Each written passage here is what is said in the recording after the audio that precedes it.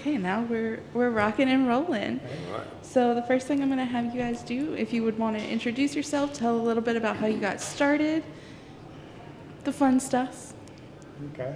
Andre, you want to start since you're on the left? All right. Andre Michot.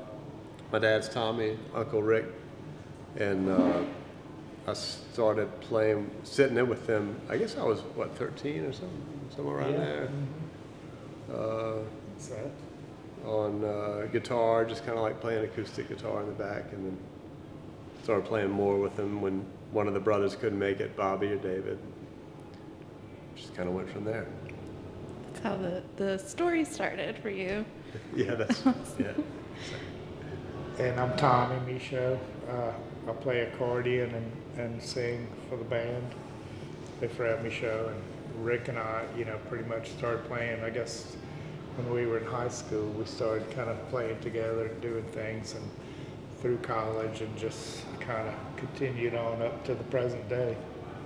It's the short version. What first got y'all into music? Like, what was your inspiration for starting to play? For just playing music, I guess our dad played, and a lot of our grandfather and grandmother both played piano and sang, and my dad played several instruments and sang, and a lot of his siblings and aunts and uncles and cousins played music, and it was just around, and we just did, and a lot of our friends too were playing, So that's it. Rick. Yeah, Rick, and I'm the fiddle player, singer, the oldest of the brothers. And for me, it seems like until about at least until eighth grade, I was just like any other kid as far as music goes. I didn't play an instrument, sing happy birthday and whatever kind of songs that. We had Glee Club in 7th grade, I remember. And one of the brothers would teach us stuff like beer barrel polka. And we'd all sing it together. That was kind of the thing. And people would sing together a lot in public, And then when I got into high school, I studied to be a priest in the seminary. And they encouraged you with music. So I said, well, I want to join the school band. I don't know how to play an instrument. And so the priest said, well, here's some cymbals. You can beat those like this. And I said, well, I don't read music. He says, well, I'll just look at you and go like this. And when I do that, then you can hit the cymbals. And so that's how that started. But then as far as singing, folk music was really big, and they encouraged us with little folk groups.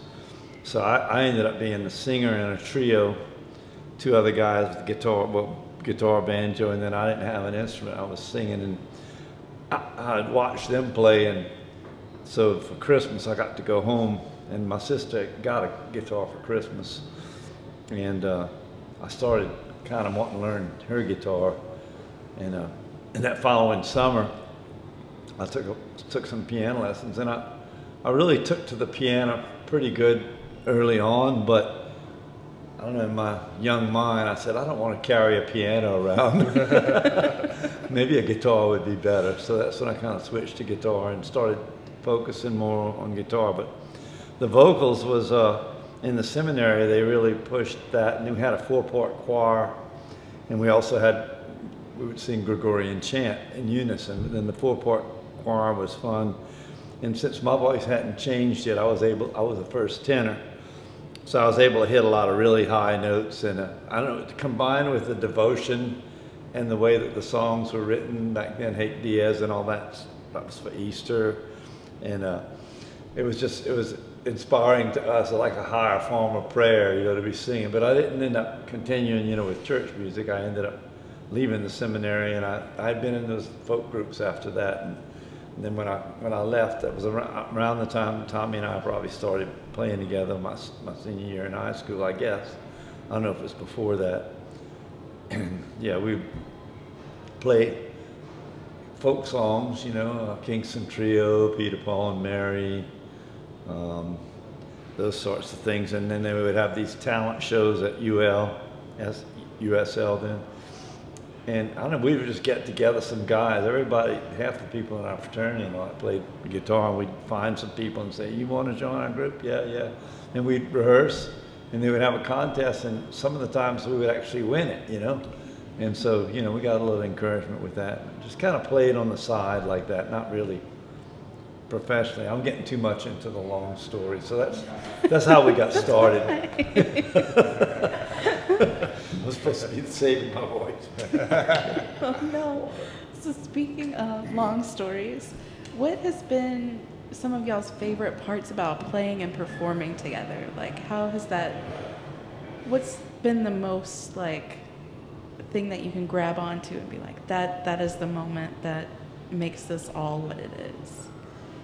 I mean, pretty much every time we play, we have that moment. You know, it's just having a good performance, or even an individual song. You know, it's sounding good and it just feels good with the rhythm right, and you know, your fingers are working good, and you're hitting every note right in time with the triangle or whatever with the rhythm of the song, and you know, Rick's on it, the fiddle, and our voices are carrying good, and you know, it just has a good, it locks in. All the different instruments or the vocals, they lock into each other, and it gives it a feeling. There's a feeling there, and that's what we kind of live for, I guess, is that feeling.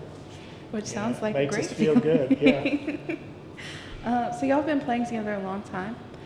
What has been some of the differences that you found, like playing 5-10 years ago or even longer versus your performances today? Like, what are some of the differences you've seen in like the gig places, the audiences? Have you noticed any changes?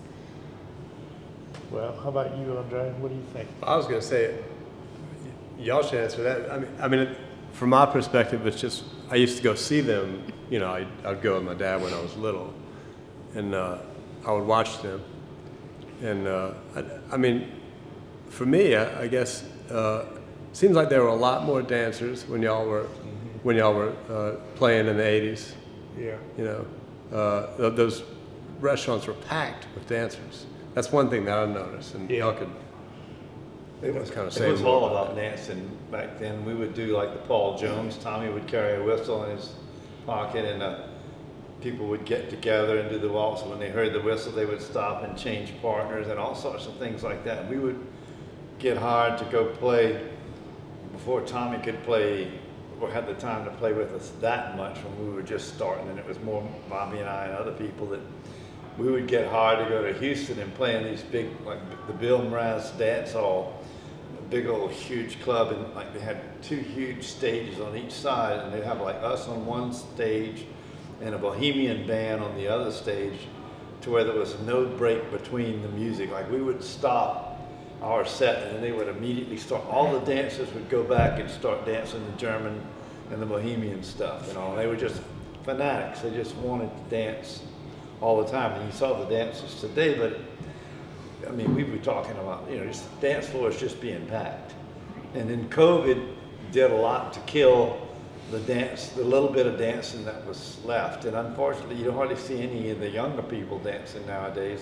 You see more like ladies with their little children or something like that playing, you know, trying to teach them. But as far as young adults coming out and just dancing as the way to entertain themselves, we don't see it that much for our style of music. So it seems like that form of expression is diminished somewhat, which is, you know, that's not a plus. I mean, Right. because we like, but I think being a dance band, it really helped our rhythm, because the dancers help us with the rhythm just like we help them with their steps. So it kind of works together. And like when my father died about 10 years ago, I got a little bit of an inheritance. I said, I'm gonna get a piano after all that time.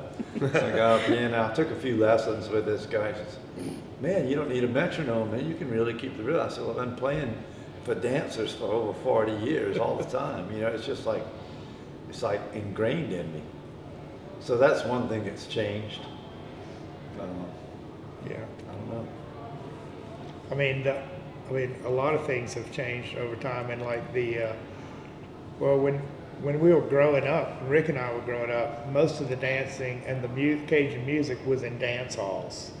And the bands were playing, and they were full of dancers. And then it kind of evolved to, that kind of went out, and restaurants with Cajun bands came in. They started in the 80s, they started bringing in bands to play inside the restaurants and people to dance in the restaurant, which was a very new thing at that time. And then, so then it kind of moved to the dance halls had closed. I guess most of them had closed down. There were still a few around, but then people would go to these restaurants. There were just a handful of restaurants in Lafayette area that had Cajun music every night of the week, every night. And so they get bands like us and other ones, and we'd play every week on the same night, and sometimes at 2 or 3 different restaurants during the week. We had like, at one time, I guess, when we were the busiest, we were playing at 3 restaurants, 3 different nights a week, like Tuesday, Friday, and Monday, or something like that. Mulot's, Randall's, Prejean's, you know, and sometimes Hamilton's Club, whatever.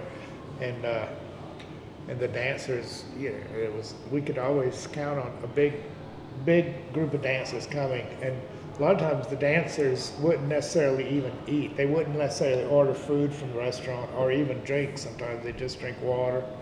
You know, so that restaurant owners knew that, but they had to, but most of the time, if they were smart, they would encourage the dancers to come, because that brings other people to eat and watch the dancers and listen to the music, you know. So that was kind of the pattern. Now, even those restaurants after COVID, I don't know if there's any restaurants that have Cajun music every night of the week now. There's, you know, like even Prejean's has it, I think, 2 nights a week right now. Mm-hmm. So that's changed. Yeah, and then we had 3 restaurants, major restaurants like that, closed within a year in Lafayette. Prejean's, Randall's, and Mulot's, I'm going to call it, because it changed to Palmbro, but it's still the old Mulot's. And Randall's and Mulot's are both still closed. Prejean's reopened, has Cajun music twice a week, but not embracing it like before. It's kind of like when you take a break, they'll play country and things like that. The owners aren't Cajun and all like before. And Randall's, they've Superior Grill, that some guy in Baton Rouge has bought it, I think, and he's going to build something like that. I don't know what kind of music they're playing. And then Mulot's, it's all closed. It hadn't reopened.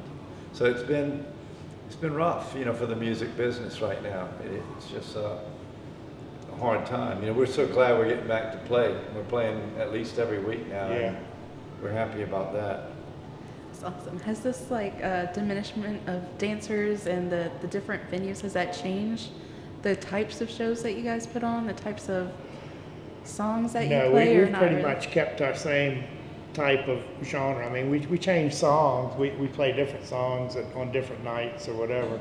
Even like today, I don't think we repeated any songs. We played like 2 sets, one earlier on one stage and then later on a different stage, and we just played 2 completely different set lists just because we like the variety but you know, there's a limit to the number of songs that we'll play. Usually we don't play anything that we've never played before. So we have, you know, several hundred songs that we play regularly, I guess. But that hasn't changed. It was the same before and after. I mean, we continually add new songs to our repertoire, like over the years. And, you know, like, hey, we'll throw in, hey, I want to do this one, then we'll start playing it, and then if we like it, we'll keep playing it. But some of them will drop by the wayside, and we'll say, hey, haven't played that one in a while. But as far as changing our style or anything, no, we really haven't done that. We have like the steel guitar. Joanna Devine Michot, my daughter-in-law, Andre's wife, plays steel guitar, and so does Andre, in fact. And that's one thing that we've played with on and off over the years, but it hasn't been one of our principal instruments. But we had a guy, Henry Adams, this elderly gentleman. He's gone now, but he had played with a lot of bands, early Cajun bands in the 1930s and 40s and 50s, and then he started playing with us on guitar, and then he started playing steel with us a lot of times. Just whenever he wanted to, he'd get his steel and he'd come sit in with us And so we kind of liked the sound of the steel in the band, so that was something that we throw in every now and then. But it wasn't anything new or changed. It was like an occasional, yeah, whenever available, we'll take it, and we like the sound of it. But it wasn't an original, like bal de maison style instrument, because you had to have an amp. You have to have an amp for it to make a sound that people will hear. But otherwise, no, we've kept pretty much our same trajectory. We do it because, you know, we're not trying to read the crowd or the public and say, well, what does the public want? No, we want to know, what do we want? I mean, this is what we want to do, because we're doing it for ourselves, you know, and we hope we can share it with other people and that they'll enjoy it as much as we do. So that's kind of where we are on that. Yeah, and I was thinking that too, that it's not so much of a performance, it's just playing music, and that's what's so nice. You can, like at Praise Genres, it was so easy to play with them. If you know it's a song you've never played, they know it, the two of them know it, or the three, or whoever else is, whatever brothers are with them.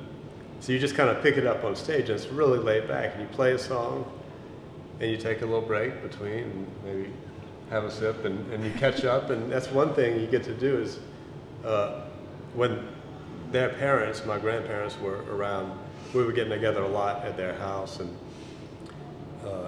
now it's nice. That's one thing to look forward to is, oh, we get to catch up with your uncle and your dad and your uncles and your dad, you know, and family. And that's a really nice thing. When we were starting, I'm sorry. No, go ahead. When the band started, Tommy had a C accordion and a D accordion. Our voices were younger, not just us, and so we could hit more notes back then, was the truth, you know, and then the C and D are higher than the B flat that we use now. So we'd usually do it's a 4-hour gig, usually the first 2 sets we'd do in maybe the key of C. Then we'd switch it to go D after we got good and warmed up and go higher. But any request of any type of song, there wasn't a single song that we didn't do because, no, that's too high, we can't sing it. We would just do it in falsetto or whatever, valse de baffa or whatever. We would just do them in those high keys and all that. Now, because the voice is in the B flat, you know, I tune the fiddle down now, and said over the years, you know, I got shoulder surgery, I got to play the fiddle a little lower now. So I had to make some adjustments, you know. So yeah, I can't just go out there and play any song in any key that somebody wants, no matter what. It has to kind of fit in with what we worked out, you know, vocally and everything. Because certain songs can't go out there and do them anymore, but like for most of them we can, you know. Awesome. So I know y'all said y'all have played in many different venues over the years. Do you guys have a favorite of the venues, like dance halls, restaurants, festivals? I mean, it's always nice to play. I mean, the festivals are more exciting, especially if there's, you know, playing in front of a huge crowd is just, and the energy is in the air. I mean, you can just feel it. So that's always fun. And also being around a bunch of other bands and other musicians and seeing them, you know, like, hey, like today we saw Bo and Yvette, you know, and we don't see them that often. You know, could be every month or so, or a couple times a year, or more or less. But it's a lot of times at festivals when all the Cajun musicians will see each other, because it's a small community. We all know each other, and it's kind of fun to see the other our colleagues, I guess you'd call them, and in other bands. So that's one thing that's kind of exciting. But I'd say the festivals are most exciting. But there's been some private performances, gigs for small or independent private groups, conventions or whatnot, that have been very exciting too. And a lot of it depends on how the sound system is that day, how the acoustics are in the room, and how's the energy of the crowd, you know. So It's been some good weddings. And, weddings, I mean, some crazy stuff. We've had all kind of interesting things. Well, then when y'all were were in Europe and then behind the Iron Curtain and stuff, Yeah. that must have been. Yeah, that was pretty wild and very, very exciting. And like you're talking about Poland today, maybe I thought you were going to tell the story about how we there was this big, in Krakow, Poland, is a huge public square. I forgot the name of it, and there's a big church, and they had a stage set up, and we were walking, and, and we said, "Oh look, they got it." We said, "Well, Mary's going." The guy, our host, we said, "Marius," we said, "Can we play on the public square? You know, there's a stage out there," and he said, "Well, I'll see what I can arrange." And then the next day we were walking, and we saw the stage, and there was a crew setting up the sound system with microphones and everything. We said, "Oh look, Marius got the stage for us. Man, come on, let's go get we had our instruments with us because we had just left another gig." And we said, "Well, that must be for us. Let's go set up." And we got up there, and man, we started doing sound checks. The sound man was directing us, and we said, "Okay, we all ready? Okay, let's start." And there was a huge crowd, man, and people just like thousands of people, and they were just dancing and looking and just watching. It's like they couldn't believe it. They just like, what language are these guys? What are they? Americans? What are they? And then we played for probably 30 or 40 minutes, I guess, and then this other band shows up, and they say, "Who are these guys?" It turns out they had set up the stage for another band to play, and we were early, before, and so we were like the opening act, self-proclaimed, and we didn't speak any Polish, and none of them spoke English, so who's to know any different, But yeah, I mean, that was one of our greatest gigs. I mean, it was. And I remember this little bitty girl, about 6 or 8 years old, that came and brought me a little bouquet of some wild purple, those little flowers that little kids will pick in the yard, I guess. And it was in the middle of this big city, and I'm thinking, where did she get these? Where did she come? What little village did she come from and bring those? And had them with her and wanted to come give it to somebody in the band. It was really touching that she had done that, Yeah, and these people were under communist rule, so it was kind of I mean, it was an ambivalence. There was a kind of almost like an overcast over the whole society, like oppression, but then there was also a hope, and they had just had that solidarity thing, but it was crushed by the communists, and but they were all like, they would tell us in secret real late at night, after midnight, in a hotel room with no microphones around, that there was going to be they were going to rise, the eagle would rise again, they said. And sure enough, it just, like a couple of years later, it did. That was when the Berlin Wall came down. So yeah, but those people's faces when we were playing, and they were very, I don't know, it was good to see, very wholesome. And when we were on our way over there on the train, and then even in the street, we played in the street a lot in Poland, and people would say, Ricky Nelson, or Country Roads. That was their two biggest requests, Country Roads by John Denver and Ricky Nelson, anything Ricky Nelson. It sounded like it was a lot of fun. That's great. By the way, that valse de temps that we did today, Memoir de Vieux Marché, that guy that was a gypsy that came up and taught, he had that church. Yeah, Roma. He said that's actually a double Viennese or something like that. He had a specific classical type name, of, for that beat and everything. Wow. Yeah, he's that guy that said he's traveled all over Europe. He plays pickleball. He's very knowledgeable. Yeah. So music has a very embedded role in lots of families, communities, even national identity. So would you mind speaking a little bit more about where you see your kind of music fitting in with your communities, your audiences, your family even? Rick. You mean like for the future or For right the future, now? in the past, right now, however Future, you want to past, answer it. and present. He's had a lot, I think, better result as far as having his family following his style and my family following mine. Yeah. Well, I'll say this. I don't have much to say about that. No, I mean, yeah. Now, Rick, see, for instance, a lot of our sons and daughters are musicians too, and also our cousins, our first cousins on both sides, mostly on the Michot side, my dad's siblings and their children. a lot of musical musicians in that family and that perform professionally, you know, different types of venues. We have a cousin that's in a rock and roll band in Philadelphia now, Garland, and then we have another cousin, Little Billy, that plays jazz piano, and another first cousin, Douglas Tobias, that had more of a punk rock band, you know, and then his mother sang opera and started the first all-female opera company in Columbia, and yeah, we just have a lot of that, and we've had cousins that were professional musicians, and then the next generation, my sons, Andre and Louis, have the Lost Bayou Ramblers. They're Grammy winners.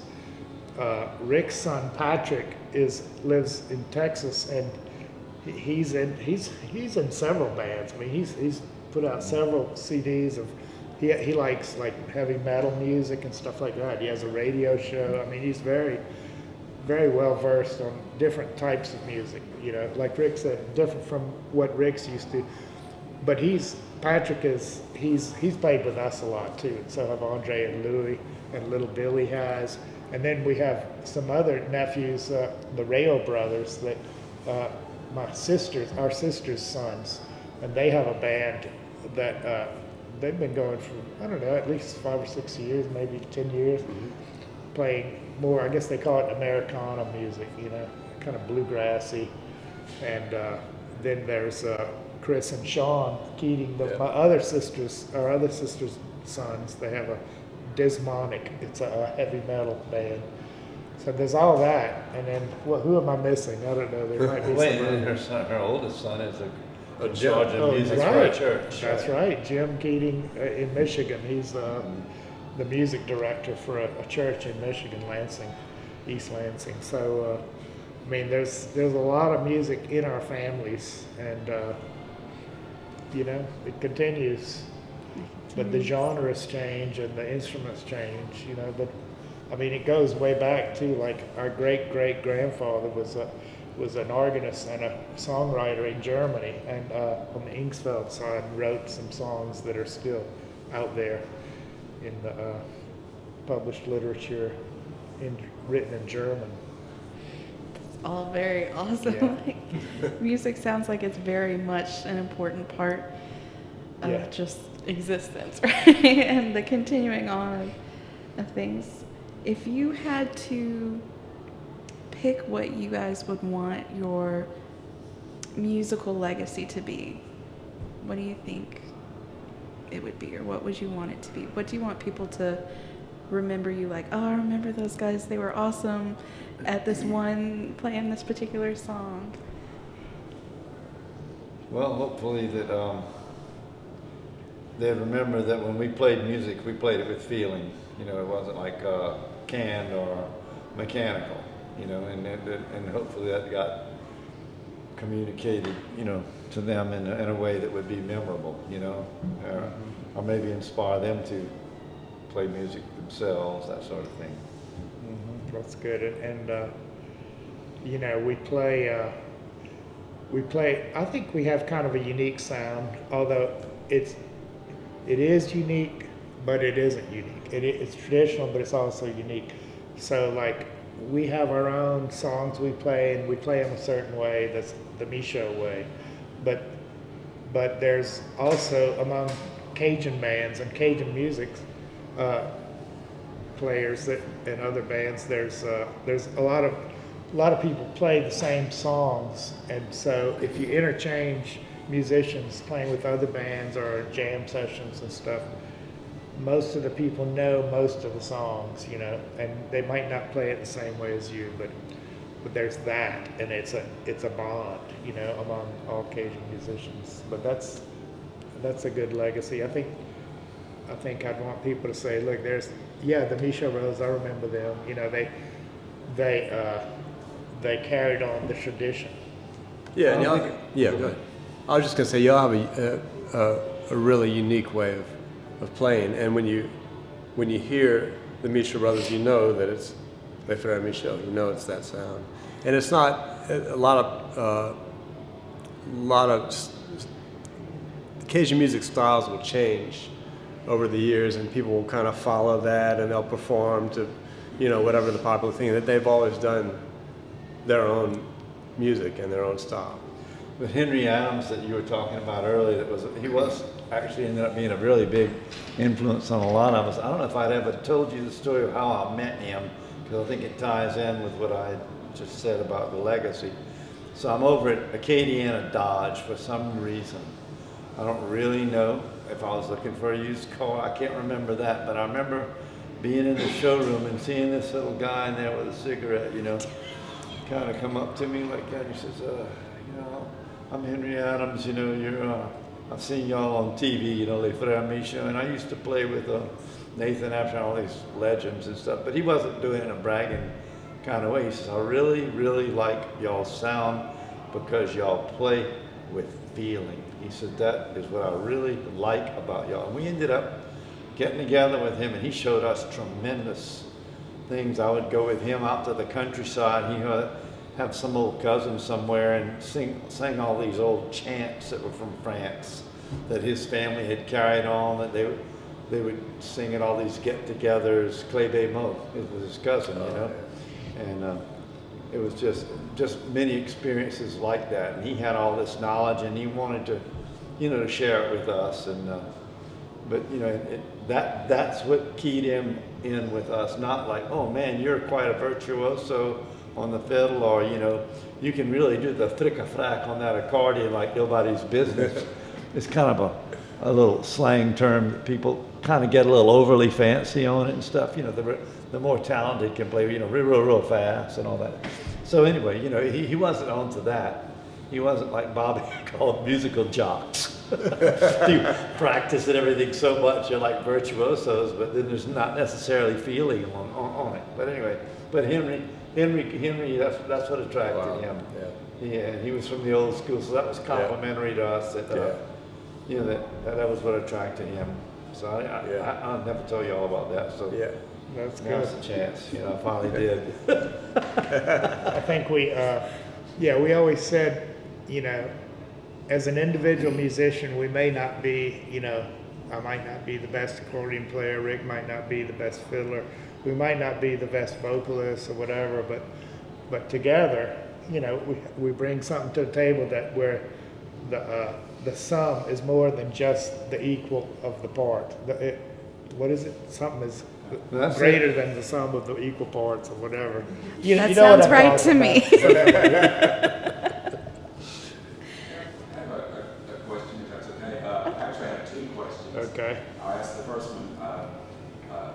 Growing up, who were some of the musicians that maybe you listened to that inspired you, and were they, famous or just local people around you, famous to the area? I would say, just to answer for myself, just to tell the audience, we had a question from the audience. For those of you who couldn't hear, Repeat the question. you wanted to know what musicians were an influence to us. But I can tell you, name several that I was influenced by listening to their songs on the radio mainly, or on tapes and stuff, albums. Like Nathan, accordion players like Nathan Abshar, Ari Lejeune, but Lawrence Walker. But I didn't try to say, okay, I want to play like Lawrence Walker. Let me see, how does Lawrence Walker do this song? I want to play it like that, not the way Nathan plays it or some other guy. I never thought, my mind just didn't work like that. I just listened to the song in general, the whole song, including the vocal parts and the fiddle parts. And I'd get the melody in my head, and I'd say, I want to play, I'm going to pick up an accordion and play that melody. And a lot of the ones I learned were from Rick. He was the closest to me, and he'd say, do you know this one? I'd say, well, no, what is that? And then he'd say, well, it goes like this, and then sing it. And I'd say, okay, I got it. So I'd play the accordion part, he'd play the fiddle part.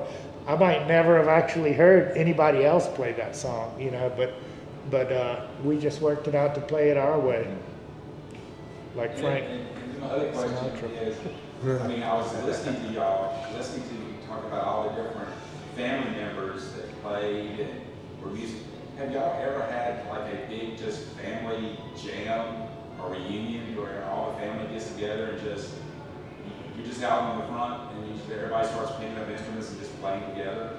I mean, yeah, we do a good bit, and we have, and we continue to do that a lot. And you know, it's taken different forms, and we've also had like performances that were planned to have, like, I guess 1, 2, 3, 4. We had, well, the one I can think of, we had four bands of all Michot. It was an all Michot all the time. And, at the Feed and Seed, where we had the Les Freres Michot, that's right. Lost by Ramblers, the Rayo Brothers, and Dismonic. Yeah, You know, yeah, that was right. probably the most. But I mean, it all kind of family got. I mean, ever since Rick and I were, I guess, in high school, we used to play at family gatherings a lot. And if any cousins or siblings that had instruments and wanted to jump in, they would come in too, and we'd play and sing all kind of music. And my dad and them, their generation, they also, usually they would end up on the piano. So my dad would play the piano, or Ethel Savoy, one of their close friends, and you know, whoever could play the piano best would jump on the piano, and all the other ones would stand around the piano, and they'd start singing the song and say, how about this one? And they'd all knew the words, and they'd just sing them, you know. So yeah, there's a lot of that. Awesome. I know you said something about like emotion being important in music. So I wondered if you guys can talk a little bit more about that, because I mean, I agree, but I want to hear like a little bit more about how you guys feel about putting that emotion and making sure that what you guys are performing has some sort of emotion in it. So can you speak a little bit more about the importance of I emotion? think that you either play that way or you don't. I don't know if I'm correct in that assumption. The first time I ever heard about it was when I started singing in high school at the seminary, and Johnny Broussard was a senior. And he said it to me in a way, I was so young I was like 13 when I started. He says, Rick, you sing with so much emotion. And I thought it was kind of a criticism. Really, as a little kid, I said, oh, well, you know, I'm doing the best I can. But then later on, I found out that that's probably a good thing. That was a But I don't know if compliment. you can teach somebody that or not. Yeah, I it mean, seems you know, like a when you're difficult- talking with people, conversing, you'll talk to somebody and you say, it's kind of fake or something like that, or he's superficial or something. And, oh man, that guy sounds like, you know, for real, or a blowhard. I mean, you know, it depends on what you, I don't know. Yeah. Yeah, it seems like maybe, well, like they were saying before, there's a technical part of it, and some people can learn every note, and they have the dexterity to play really fast and all the licks, and maybe not, don't have the emotional part of the feeling part of it. So maybe it's something that, like Rick's saying, is you have one or the other, or some people have both, and those are the super musicians, you know. Mm-hmm. Like Dewey, you know, was one of those right, types. exactly. Dewey Bonfa. Yeah. You know, he and the guy that he would play with, they'd be brought to tears, you know, when they'd be playing music for certain situations. And he could articulate too for his, Yeah. Right. like a 6th grade education or something, but like his dad was a sharecropper. Didn't he quit school when he was like in upper elementary or Yeah, I something? think you're right. And to work in the fields or whatever. But man, he was articulate. He could articulate his feelings and about the music to a crowd of like people from Wisconsin or New York or whatever. He had that talent. And a lot of that is just it's genetic, you know. It's got to be innate. So that's its own legacy right there. Yeah. So real quick, I just want to open it up to you guys. Do you guys have anything y'all want to hear more about? Any other questions? I think all of them have heard a lot. Now's your time. You All can of just them hear interrogate us them. all the time. Yeah. Not I think what I said, Susan. I find the Michot brothers are traditional Cajun, is how I see you guys, hear you guys, you know. Like people who were buying CDs this morning, I said, you know, I wanted to know which one was your first one. I had a feeling it was the one that she chose. I said, this is traditional Cajun music. You don't hear a lot of traditional Cajun music much anymore. Like what Andre was saying, everybody wants to like tweak it a little bit more, or go off of, you know, just do it on their own accord or whatever, but this to me is traditional Cajun music. Really are. Yeah, and that's something we even have that as kind of a tag, traditional Cajun music for our band, you know, and we chose that a long time ago just because we play it in the traditional way, but there's a lot of debate, you know, about what is traditional Cajun music. I mean, everybody pretty much knows what music is, but Cajun and traditional, both words that can be defined a lot of different ways, you know, so, but traditional, what's traditional? Well, when? Like, is a guitar a traditional instrument? Or, you know, that was brought in when? And then, you know, when they started and they came off the boat, I mean, did they have what, fiddles, maybe a piece of horn? I don't know. The accordion came in later. Is that a traditional instrument? I don't know. But now, I guess most people, we think of traditional Cajun music as like something like we play. We say it's bal de maison style and the house dance. So if you played it at a house dance, so it's usually a fiddle and accordion, guitar, triangle, whatever. I mean, we use a bass, and we tweak it the way we want, and way it sounds good to us. But we kind of like